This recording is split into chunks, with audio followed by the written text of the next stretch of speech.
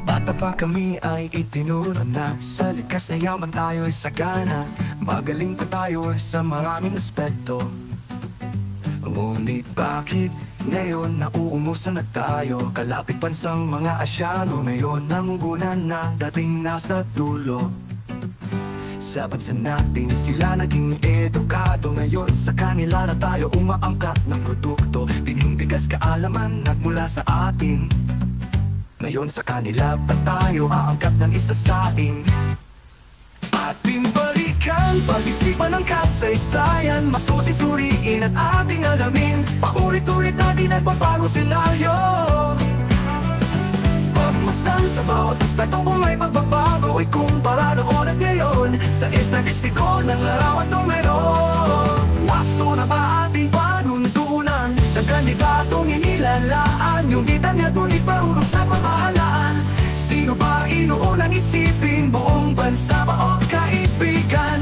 Inayawan na ba natin ang katiwalian? O nasa atin pa rin mga multong ayaw talikuran? Dinasya pamahalaan, katiwalian at kakulangan sa kaalaman. Kaway-kaway mga kababayan.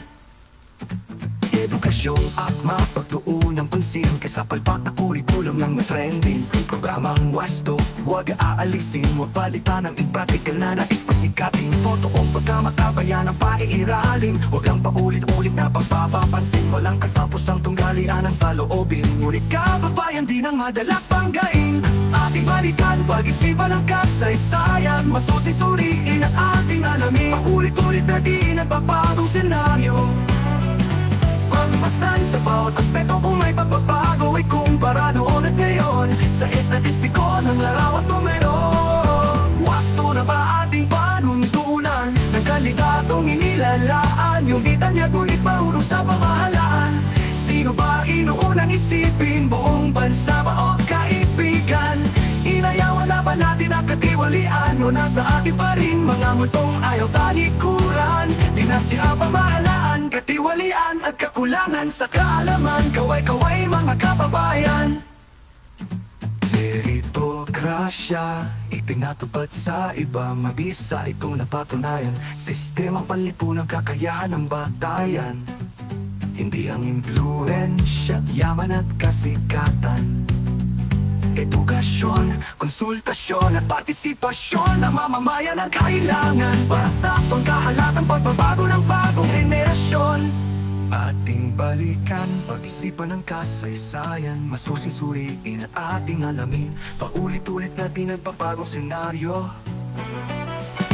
Pagmasdan sa bawat aspeto kung may pagbabago, ikumpara noon at ngayon sa estadistiko ng larawan numero.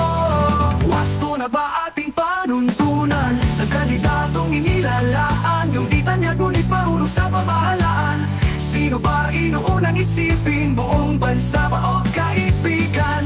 Inayawan na ba natin ang katiwalian? O nasa atin pa rin mga multong ayaw talikuran? Dinasya pamahalaan, katiwalian at kakulangan sa kaalaman. Kaway-kaway mga kababayan.